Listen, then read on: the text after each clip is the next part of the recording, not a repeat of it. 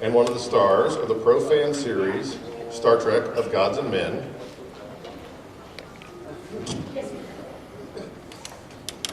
Ladies and gentlemen, please give a warm welcome to Tim Russ.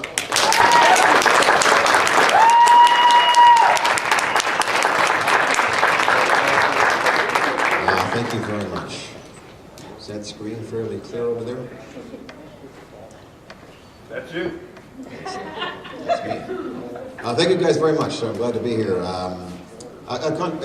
terms of the introduction, I was familiar with the show primarily because when I was growing up, there was only 3 channels. I used to walk uphill in the snow both ways to school. There was an extra channel that used to run syndicated television. They only showed, I don't know, I Love Lucy, Gilligan's Island, and Star Trek. So over the years, we ended up watching a lot of all 3 of those shows. I could consider myself a fan of all 3. But ultimately, that's where I get, where I ended up, initially seeing the original series. Along with, I imagine, quite a few other people at that time. I was able to kick in on it when I went to read for this character. I was able to draw upon some of that knowledge, which helped a lot. So it did turn out to be beneficial. Little did I know in those years prior that it would actually, I'd actually walk down the same path. I mean, I could never have dreamed that would have happened. But it did. Infinite possibilities, as it were. Thank you guys for having me here. I think I've been to Indiana once before, possibly Fort Wayne. I don't remember. It was Fort Wayne, and I saw you. Oh, you did? I have pictures. You pulled us up on stage, and we were doing some kind of skit. You had us reading stuff. Oh, my goodness. Did all that? Look out, yes. It's been documented. I was going through pictures, and I found them. Good. I wish my memory was as good as that. It's not. Yes, but anyway, it's a pleasure to be here, and I guess those of you who are here tomorrow will have to suffer through having both myself and Ethan on the stage at the same time. I cannot promise you that will be a positive experience, but certainly check it out. But thank you guys very much. I'll show a couple of pieces that I have for you during this session here, just to break things up. I've got a short film collection called Frame of Mind, which is a series of short films. They all run about 10 minutes apiece. They're different genres. Psycho thriller, there's a little horror, there's comedy, there's drama, and some satire. So I'll show you a piece from that, and I'll show you a trailer also of Star Trek Gods and Men, which we produced in about 2 or 3 years ago. I directed for Doug Conway, who was a producer. And it features a lot of actors. Crystal Allen is in it, who's here with us. Ethan Phillips is in it, and myself, and a whole host of other actors from the Trek world. I'll show you some. I think I have trailers. Did we find a trailer on that DVD for Gods and Men? Was there a trailer on it? Because I don't remember if it was actually on there or not. I'm sure they do as part of the extras. But anyway. So I'll maybe share that with you, as well as this short film as well called Plugged. Anyway, that's it's a pleasure to be back. It's really cold here. Sorry. Really cold. Yikes! Whenever you leave home, it's like it's like I don't know, 50, 60 degrees, and you're thinking, well, I should take a coat. I'll have my coat. That should be enough. The coat should be fine. My sweats and my coat. Man, you get out of that airport terminal, and you might as well be butt naked, man. It doesn't matter, because whatever you bought is inadequate. The lady said, for those who was working with me out there, there's no such thing as bad weather, just inadequate clothing. So that's all it comes down to, and she's absolutely right about that. She's dead right about that. But anyway, yes, thank you guys for coming out and making your way to the convention for the weekend. I hope you guys are having a good time. We're going to play some music later on. I'm going to sit in with the band tonight at the dinner. I'll sit in with 5-Year Mission. They were rocking out last night up here, so we're going to do some of acoustic set, just a few songs from one of my CDs, and such. So it'll be fun. I like being able to perform with other musicians and not have to sing to tracks. I usually have to bring CD tracks to sing to. This is nice. It's live, so it's much more interesting, much more fun for me. So, but anyway, do you have questions? Anybody have questions on it? Yes. As your character on Voyager, was it difficult to not have any emotions as your character did? No, it wasn't. It's not hard to. It wasn't hard for me to play the character who rarely ever showed any emotion. It was just difficult over 7 years to not be able to have that many opportunities to show emotion. You missed being able to show emotions. That's what was the most difficult thing about it. As an actor, you train and you learn how to show and express emotions and a range of emotions. In this character, you never saw that. Very rarely did you see it. So anytime I had a chance to open up and be able to do something different, I relished those moments. But actually playing it on a daily basis, no, it was very easy. It was very, very easy. Unless, of course, you had a scene with Ethan, in which case it was a lot harder to do.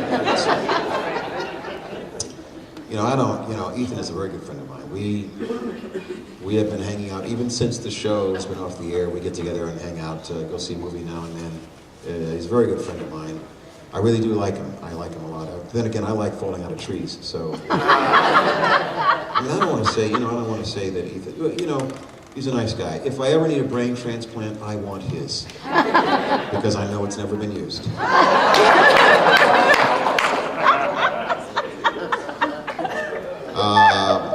We shared a very special moment, actually. Ironically enough, the series Voyager put us together as companions on this whole voyage throughout the Delta Quadrant, trying to get back home. I was the first character he met in the transporter room, and so he sort of took to me throughout the number of shows after that. And ironically enough, when the first day we were on the set to come and see all of the sets with the producers. They showed us, the different areas, the bridge and the briefing room and all that stuff, and we did a whole tour of the sets. But that very first day on the Paramount lot, I drove in and I parked right down in this little. It's kind of like like what they use for a tank. They will flood this whole thing with water, and they'll do all these movies with a big giant screen behind it. You remember the end of Star Trek IV, the whales? Yeah. The very end, where the ship is floating in the water, they crash landed, and they shot that right there in the tank where we park. It's a parking lot. But it drops down. It's like it drops down about 10 feet or so, and then you walk up out of it. And we parked there, and I was on my way to the set, and I ran into Ethan Phillips was getting out of his car at the same time, and we sort of met each other. I knew that he was playing the show. He knew I was playing, and I shook his hand, and we were walking to the sound stages, and we have this long alley that runs alongside it, and we were discussing, what it was going to be like working on this show for a number of years, because we knew it was going to go for at least 7 years. And so we were talking about, wow, this is going to be a wild time, this whole series and the franchise and all that kind of stuff. And we were just talking about what it might be like. And then at the very end of the run, we had a couple of days where we had to come back and take everything out of our trailers for the last time and drive off the lot because we were done. And we both agreed to come back and empty our trailers at the same time. And we agreed to walk back down the same alley and then talk about what the 7 years were like. And we did that. We actually did that, and it was kind of a nice button to the whole process. So we stayed very close, since that time. It's been very cool.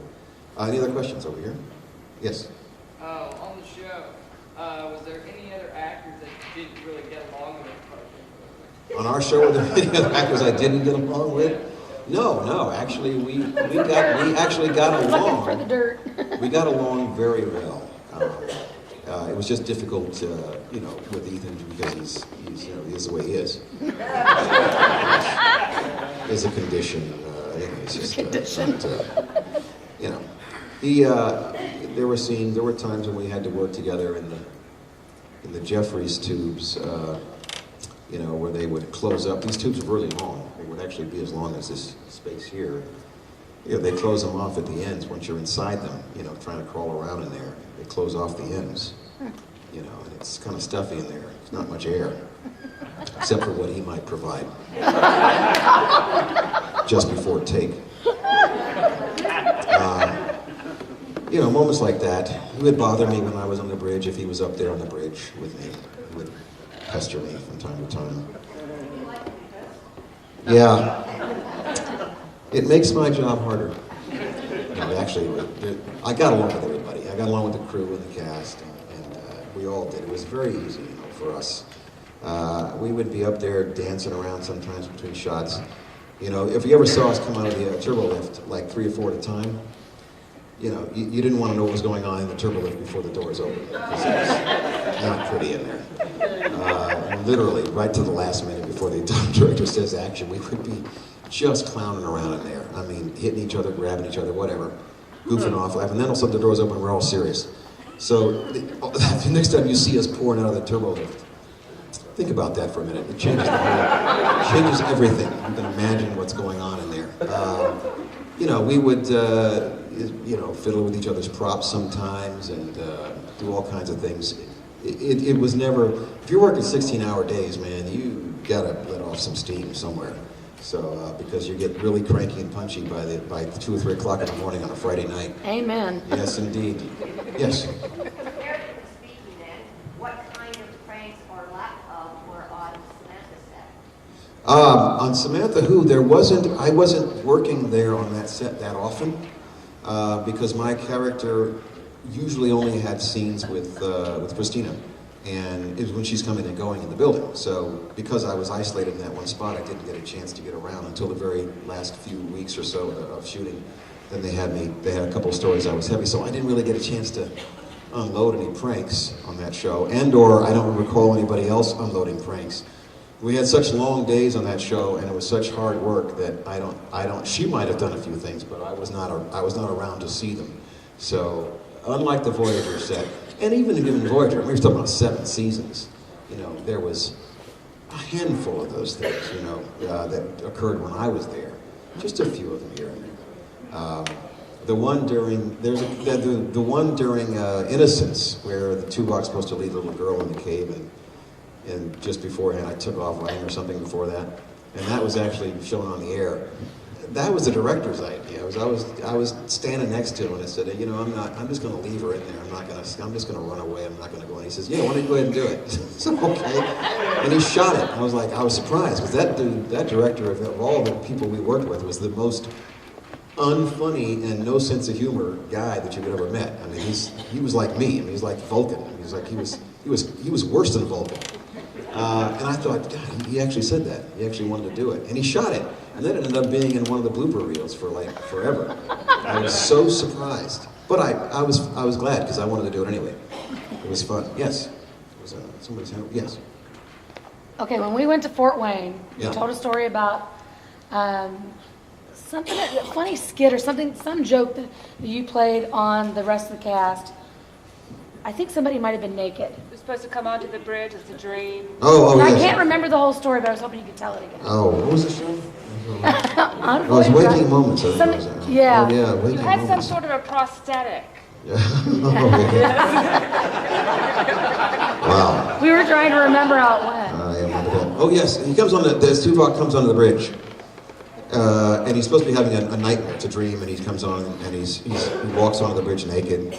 And all of the other crew members are standing there looking at him when he walks on. They're supposed to be sort of, you know, uncomfortable and embarrassed and whatever. And I think when we shot the crew's reaction, which would be Kate and everybody, we shot their reaction, and I was off camera. So we shot my stuff on camera, and then we shot their reaction off camera. So while they're setting up for the reaction shot of them together, I went to the wardrobe department, which was they're pretty good, those guys. Matt Matt helped me out. Matt and wardrobe helped me out. He said, Matt, can you make me a little something, that I can put on under my shorts? And he said, yeah, I can do that for you. So Matt's very, very good at what he does. And so I had a robe on at the time. I had a robe on, and I was supposed to take off the robe on the moment the director says action. I take off the robe so they can see, at least what I was wearing beforehand would look like without any shoes in it. And I didn't tell the director, because many times I didn't tell him. The cameraman I always told. I always told the cameraman. I said, I would walk over to, it was usually Marvin. I'd say, Marvin, just keep rolling. Whatever happens, just keep rolling. Marvin knew what that was. He knew that's a code for we're going to have some fun. So I said, Marvin, just keep rolling. And I didn't tell anybody else. It was just me, Matt, and Marvin. That was the only people who knew what was happening. So the director says he wants everybody to react, not to laugh, but to react in a sort of awkward, embarrassed sort of, very subtle.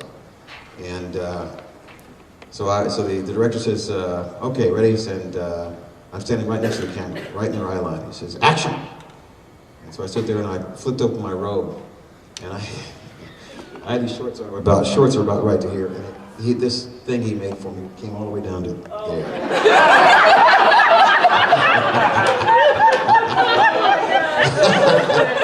And I shook it around. And they held it for about 3 seconds. 3 or 4 seconds. They tried really hard. You could see them biting their lip and their tongue, you could see the corner of the mouth really good. And finally they all lost it, man. It was about 5 seconds they held it. That was fun. It was fun to see them do that. Because, of course, then you got to shoot it again. They always have that thought in their mind. So it's going to be even harder for them to do it the second time. But he actually I think he used the first 3 seconds of the reaction, because it was a genuine reaction. And they weren't supposed to laugh. So their look is more,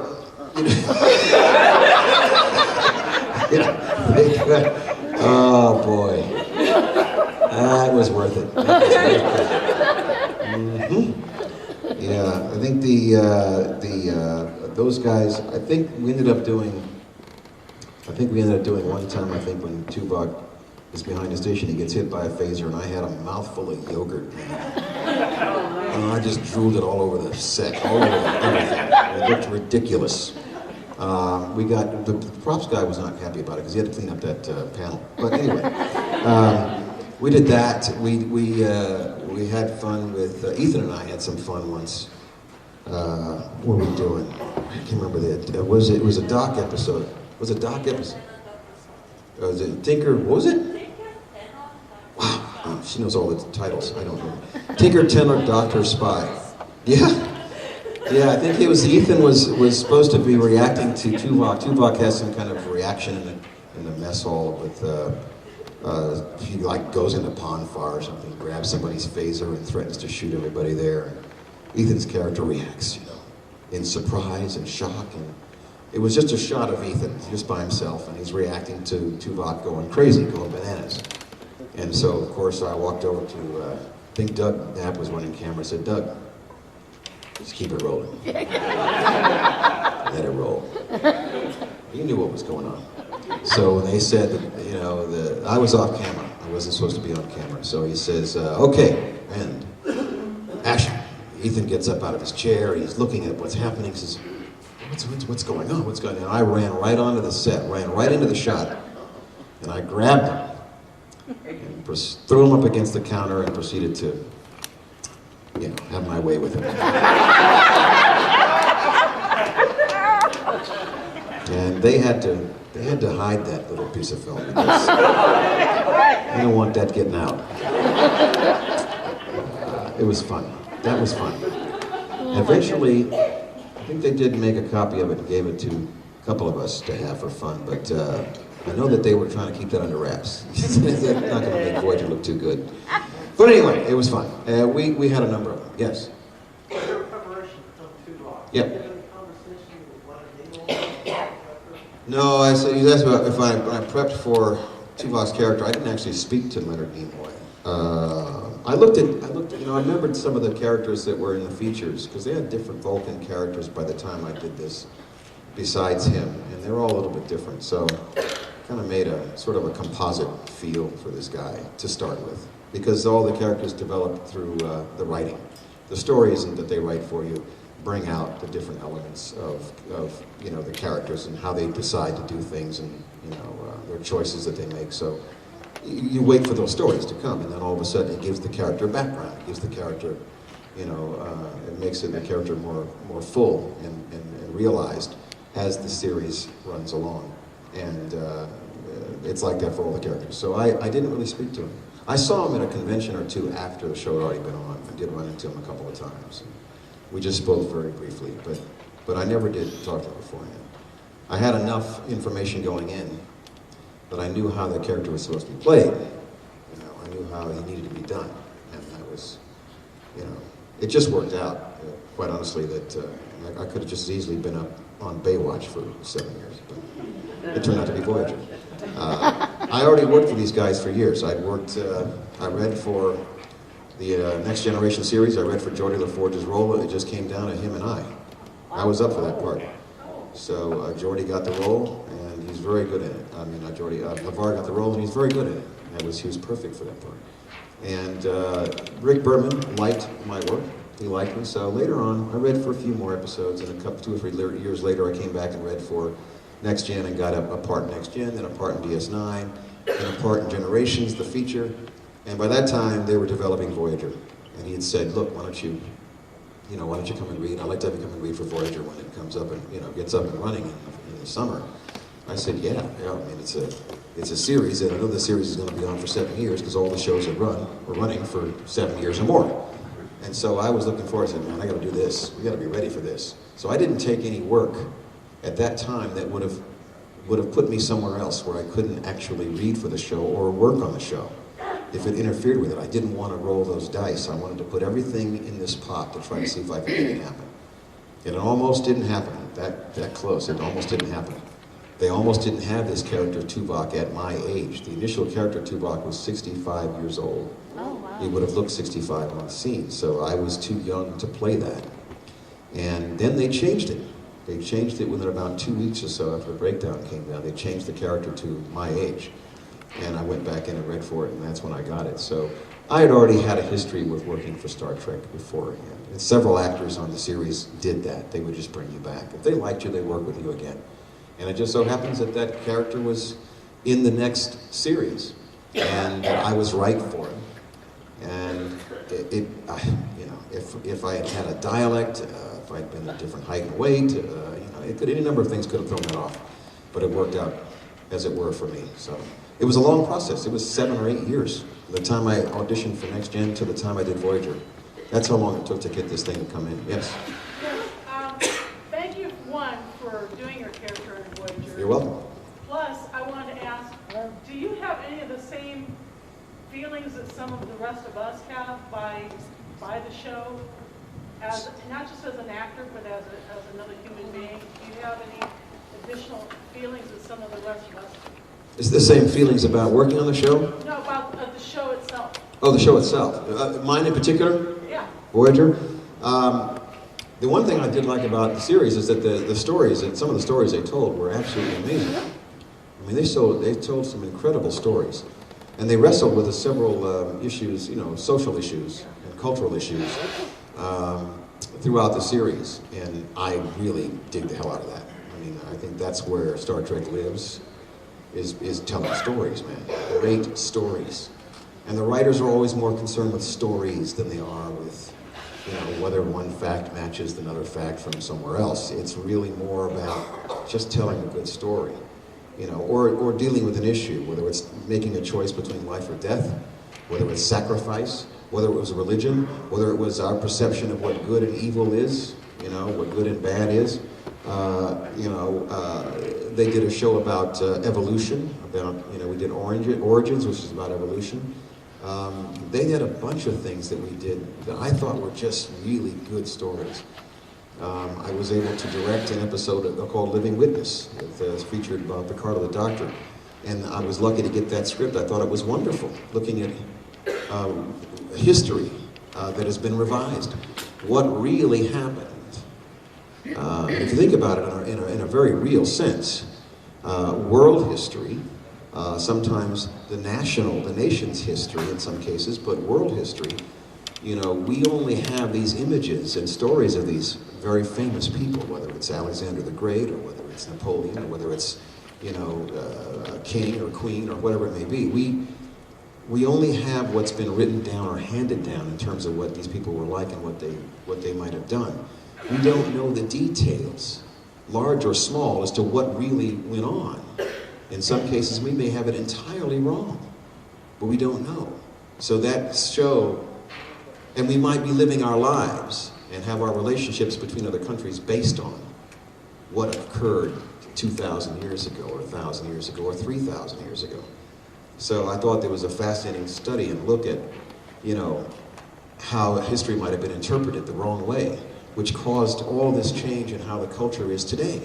And do you unveil the truth, which will virtually destroy your culture, would cause turmoil? Or do you keep it a secret? And that, to me, that's profound, man. Because in real history, we didn't live at that time. You know, we didn't actually live at that time. Everybody, you know, the most famous character on the planet is Jesus. Everybody knows who Jesus is around the entire world. But do you know, we don't know exactly what happened. There's whole chunks of his life, they don't even know where he went. There's, you know, the actual moment that he came back to the city and was arrested and all this kind of thing. We don't know exactly what took place at that time, other than what we have that's written as an account. We don't know, because we weren't there. There could have been an entirely different set of circumstances that led to his demise. I mean, we don't. Anyway, I'm just using him as an example. We don't know all those things. So it's fascinating to go back and look at, you know, that kind of thing and examine history. Yes? I just want to know, was that your favorite episode? Which one? One of your favorite episodes. Living Witness is one of my, it is one of my favorites because of that very fact. Origins. Yeah, Origins was very fascinating to me. There was one that Beltran did, where he was captured by these rebels, these human rebels on this planet. He had amnesia. He was stranded, and he was indoctrinated to fight with them against this horrible alien, you know, predator-looking, you know, culture that was oppressing them and attacking them and terrorizing them. And you watching this thing, because these things were so hideously ugly and bestial and very mean and whatever, they looked so bad. You find out at the end that it wasn't them, it was the humans who were doing the terrorizing. It was the rebel group that he was with that was terrorizing the other species. It was, yeah, totally brainwashing. It was just a total flip of this whole thing, right? So that was a very fascinating episode. Innocence that featured my character were the children on the planet that he had to take care of that were apparently had been put there by their people to die. And this was outrage to us as humans. We're like, why would you do that to your children? Why would you send your children here to die? How does your race and species continue? What kind of cultural barbarity is this that you're doing? And it turns out that they were actually getting older. But as they got older, they grew younger. And that's totally taking everything and flipping it on its side, you know, without, you know, understanding the delicacies and the intricacies of that culture. We assumed beforehand that this was wrong. And that's, you know, the lessons that that's the lessons this show teaches, man. It's such a wonderful tool to be able to use humans and aliens to tell these stories. And it works perfectly, in my opinion. I think it's why the show has been so successful. There's a question over there? Is there one? Yes? Was there any episode that you weren't that thrilled about? Episodes that I was not that thrilled about. Well, I think initially they wrote an episode in the first season with Michael Piller did of an episode called Meld, which was a two-parter where Tuvok has to meld with this murderer. One of the characters in one of the crewmen has killed someone, and want to know why he did it, or what was the purpose of it, what was the reason, and he tries to meld with his character to find it out, and he ends up getting in trouble by doing so. And I wanted them to answer the question why in the story, and he never did. He never answered the question why, which I thought was important to have that question answered. But they didn't want to deal with that. They didn't want that to be a point of the story. It was supposed to be about a random violent act. There wasn't any reason why he did it. And that was what they were pointing out. It could just happen. I thought, well, I don't know. I thought it would be interesting to find out why. So I went back and forth with them about that. And they didn't want to change that story to say so. So I wasn't as excited about, the conclusion of that story as I would have liked to have been. The other ones would have been just a matter of, I'd say there are far more episodes that I enjoyed working on than there were that I didn't like necessarily. The ones that I'm heavy in are the ones that I'm going to be affected by the most. And most of those are pretty nice. I liked Rise, I liked Gravity, I liked all the shows that I was heavy in. I enjoyed all of those. Innocence and a few others. Yes? What did you think of Tuvix? What did I think of Tuvix? Well, they initially asked myself, they were going to consider myself or Ethan to play Tuvix for that week. And what happened was they decided that because it's such a blend of the two characters, that it would be better to hire somebody neutral to play both of us. Because then it would come off as though this person had both of us. They could play the vague sort of back and forth. Whereas if I played it, it would be me trying to act like Neelix. And if Neelix played it, it would be Neelix trying to act like me. But if you put somebody neutral in there and make them up to look like both of us, then that character has a clean slate coming in, and he can play both sides of that fence back and forth. And it worked out a lot better. Tom Wright did the part, and he did a great job. It was a hard week for him. That guy was having a hell of a time with the dialogue, because there's a lot of it. And they change it all the time, and you have to have it word precise. You can't just improvise and paraphrase Star Trek dialogue. It's perfect. You have to get every word right. And he was, sweating bullets under that makeup as well. So Tom Wright had a tough time, man, doing that role. My hat's off to him, because he did a good job. And the best moment in that episode is when Kate walks off the stage at the very end. She comes she walks out of the doctor's office after having had to kill him, because he becomes sentient and aware and didn't want to die. But he was only one. He was only one of a species, so he would never have survived. And she wanted her crewmen back, so she had to make that captain decision, to take his life in order to bring it back. And the look on her face at the very end of that thing says volumes. And it's just a look. She's completely shattered after having to do that. And that's a tough piece, man. That gets down to character stuff, having to pick and choose, or having to make decisions that are very, very, very difficult to make. That's a lesson, Do you feel there should have been a follow-up of some kind between Quark and Neelix about if they remember anything of the shared experience, or how they feel about this? No, I think that the way they ended it was probably the way it should have been, because once we came out of that whole thing, we wouldn't have had a full-on conscious thought together. We would have been a combination of, actually it was three. It was us and a plant. It was some kind of plant, so I mean, who knows? Where your conscious is in that frickin' mix, man. To buy it to begin with, you have to buy the premise to begin with, just to tell the story. So I can't imagine. I think that the way they did it was a lot better. I think it was fine. We come out of this thing not knowing what the hell happened, and we're back, as if that would have happened anyway. But who knows? Maybe in the future. Yes. What directorial projects do you have coming up? In terms of directing, I finished a movie called Night at the Silent Movie Theater, which features Phil Lamar from Mad TV and Tony Todd, the Candyman. We finished that about a year ago, a year and a half, maybe the post was done.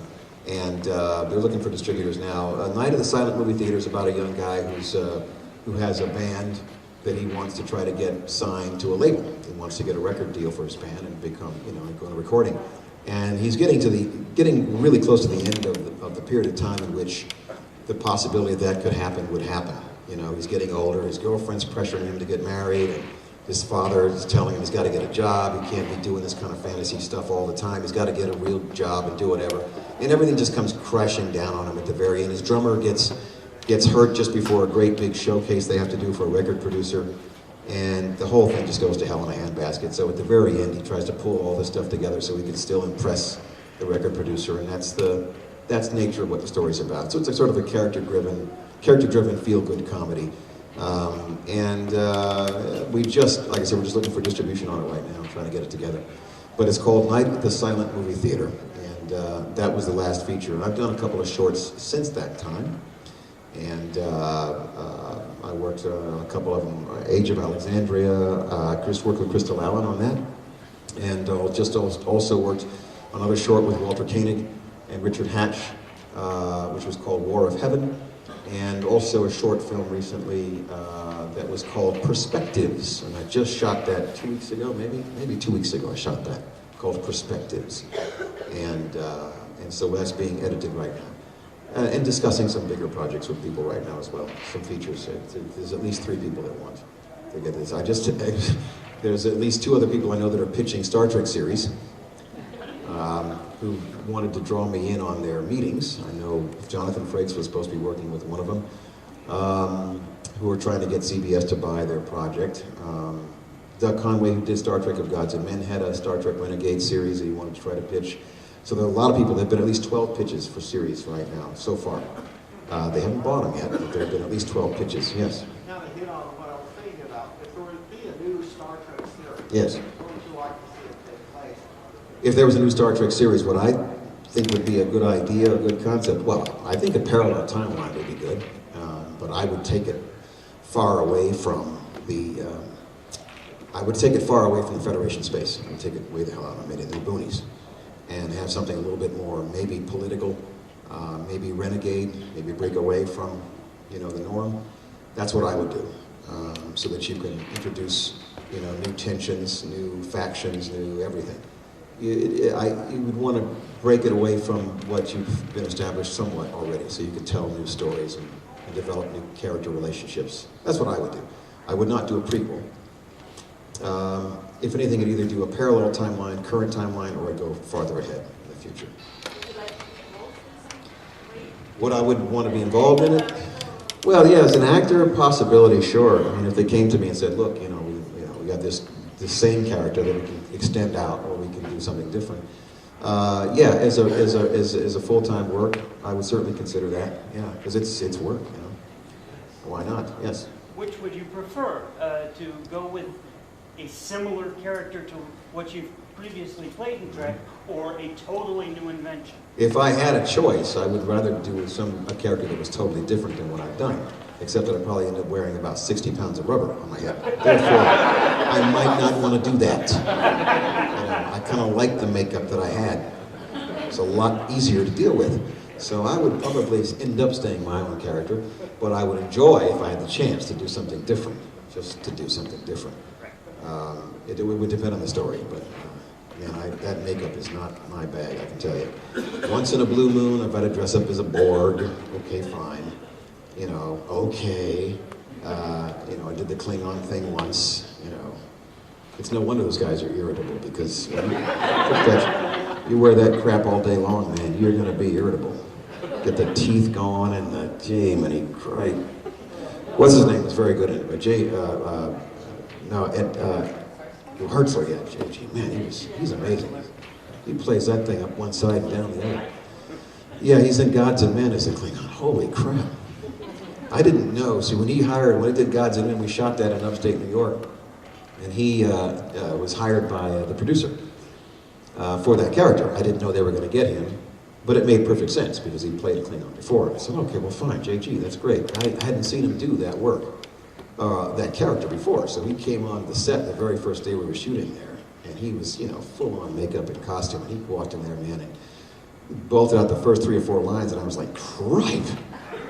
Jeez, no wonder he was playing a Klingon before. Holy moly. I couldn't believe it. He was absolutely awesome in that makeup. I mean, the way he did his voice and the way he played that character was, scary. And I was awestruck. He was amazing. So, you know, and I had to play this character in DS9, and I know, man, you know, after 16 hours, it takes 2 hours plus to get that stuff on. It takes an hour to get it off, and you got, you know, 15 hours in between that. And after about a week of that, day after day, man, you're exhausted and uncomfortable. Everything about that costume and everything else is uncomfortable.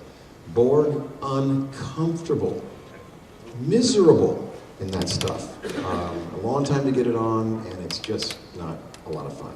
Our wardrobe designer used to love working with materials like, let's see, steel, canvas, sandpaper, vinyl. I mean, oh my God, neoprene, everything you can think of that's uncomfortable to wear on your skin.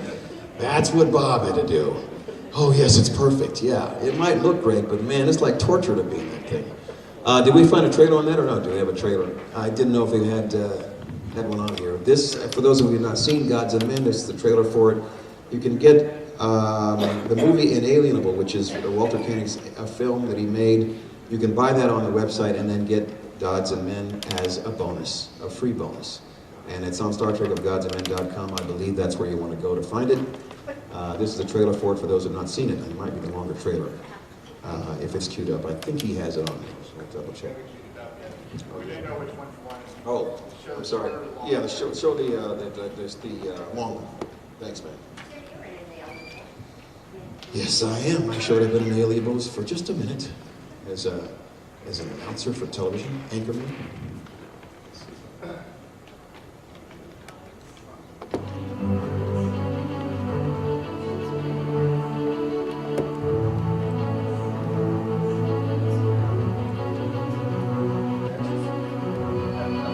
Lights? The lights?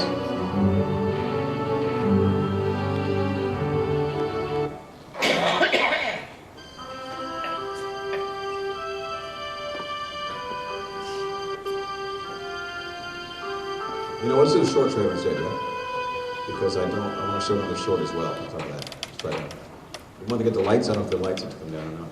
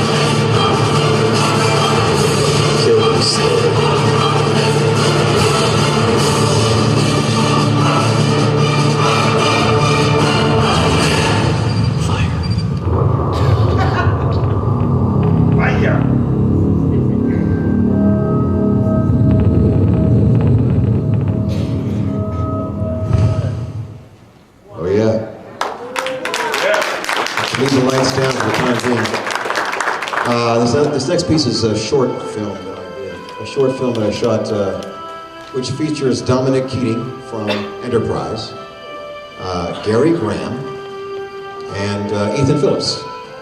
The short story is called Plugged, and it's a sort of a satirical look at product placement in movies and TV shows, which seems to be on the rise. And it's a detective cop story investigating a murder, but it is littered with the gratuitous product placement.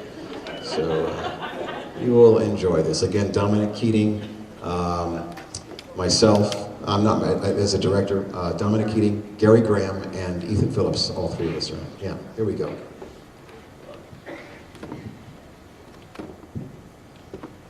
Two detectives navigate their way through clues in various consumer products while they investigate a murder case.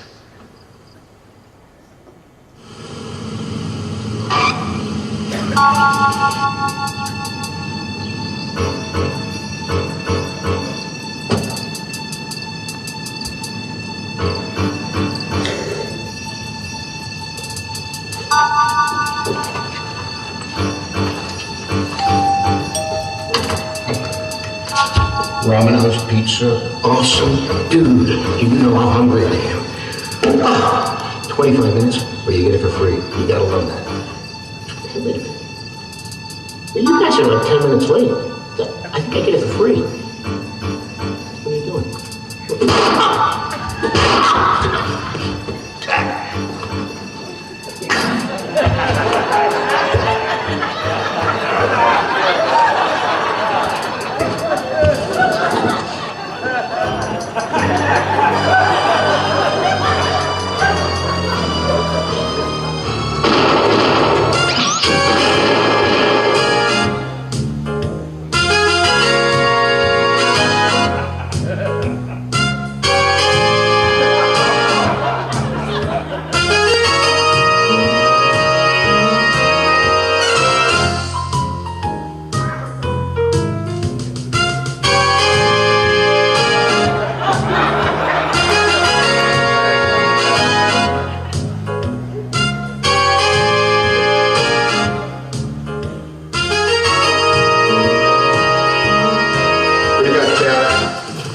Guy's name is Sam Newton, local businessman.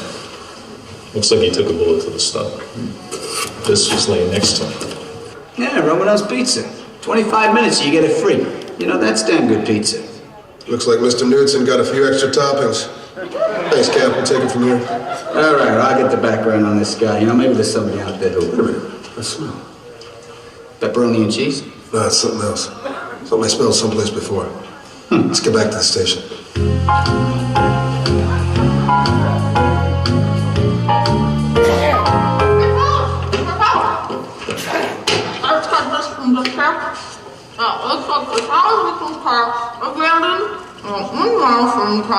Fran, wait a minute.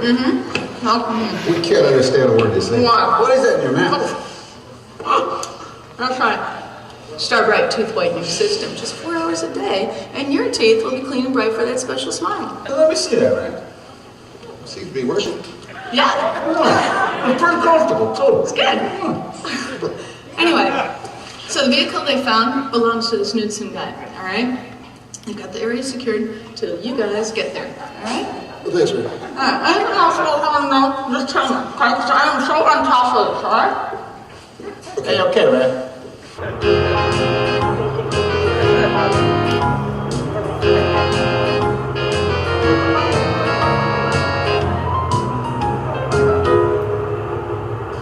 Hey, isn't this the new Talon? Sure is. Impact-resistant bumper. 6-cylinder VTEC engine. Computer-controlled stabilization. Side impact airbags. More legroom than any other car in its class. 5-speed automatic transmission comes standard. You know it's available with 0% financing? Detective Slogan, I've got something. Found this under the back seat. That smell again. It's all over this lipstick.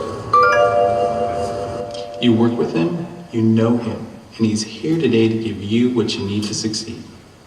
Will you welcome Police Chief Robbins?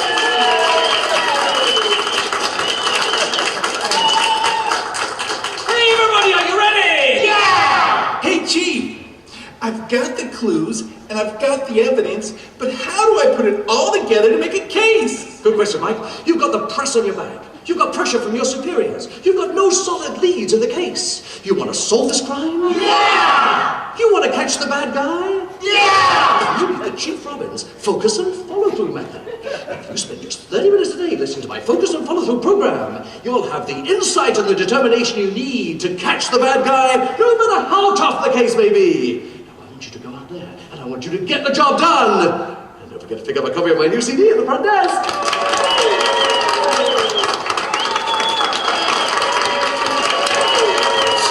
What a difference 30 minutes can make, huh? Oh, he's got some darn good ideas in that program. I tell you. I was watching television that night, and I heard this loud bang outside.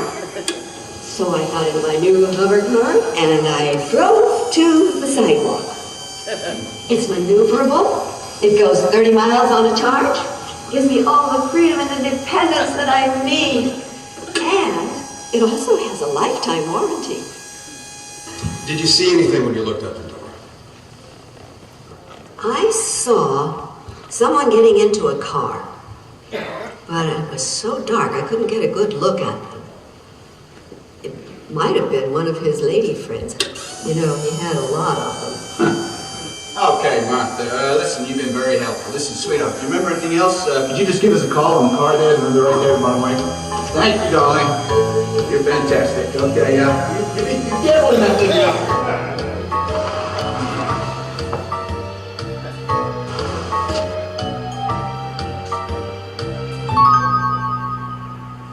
Hello, Rand?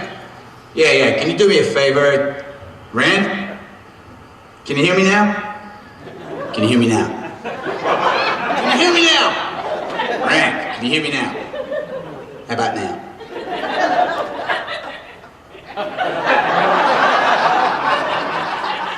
God, I hate this phone. Terrible coverage. You should switch to Verizon. When you sign up for their networking plan, you can get a free Magnum Bluetooth tri-band phone, plus full web access and great coverage. Thanks, pal. I just might do that. Hey, Susan. Yes, Jeff. Yeah, Jeff, what can I do for you? Yeah, I need a background check on that fitness guy. I am leaving town in a few minutes, and I won't be back till Friday, but I'll get somebody on it for you. I appreciate it. Thanks, Susan. You're a doll. No problem.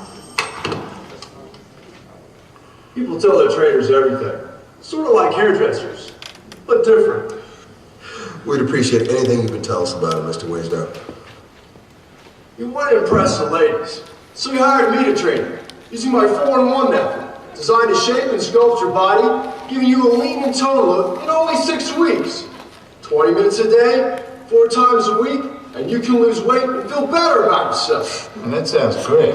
You know, I could stand to lose a couple of pounds myself. He did seem a bit distracted from his workout routines these last few weeks. Something about some woman he was seeing.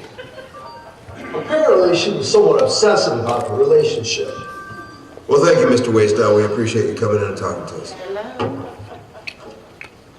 Remember, only 20 minutes a day. You got it. I think it's time we went and talked to Jax. You've got something for us, Jax? You got something for me?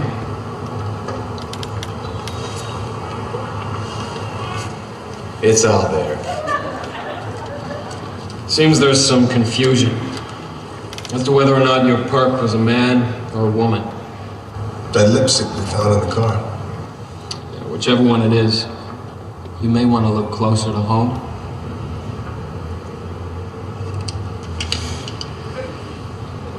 Partner? Oh, thanks.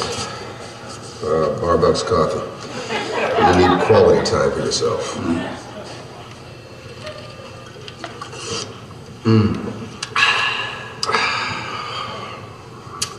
You know, I think Jack's just may be onto something. No. A love triangle, you think? Well, possibly. You know, we got the 2 sides so far. We got the lipstick in the car. And then we got the fitness guy's info on Newston. Yeah. All we need is the 3rd piece. Oh, there you are, Larry. Here's that fingerprint report you wanted. Oh, thanks, Susan. Hey, how was your vacation? Wasn't much of a vacation. I'm glad I'm back. If you need anything else, let me know. You know where to find me. Wait, that smell. Susan, what's that perfume you're wearing? Oh, it's not perfume. It's Vagifresh. Vagifresh. It stops feminine odor and leaves a fresh, clean scent. It gives me the confidence and freedom to go anywhere. That smell was at the crime scene and in the victim's car. What are you talking about? Hey, Larry, take a look at this. Susan, you've helped solve the case. You're under arrest. Under arrest for what? For the murder of Sam Newton. This report says your fingerprints were found all over this lipstick tube that we found in the victim's car. Levlon, brilliant color, waterproof, lasts all day. You have the right to remain silent, and I'm familiar with my rights. let's go.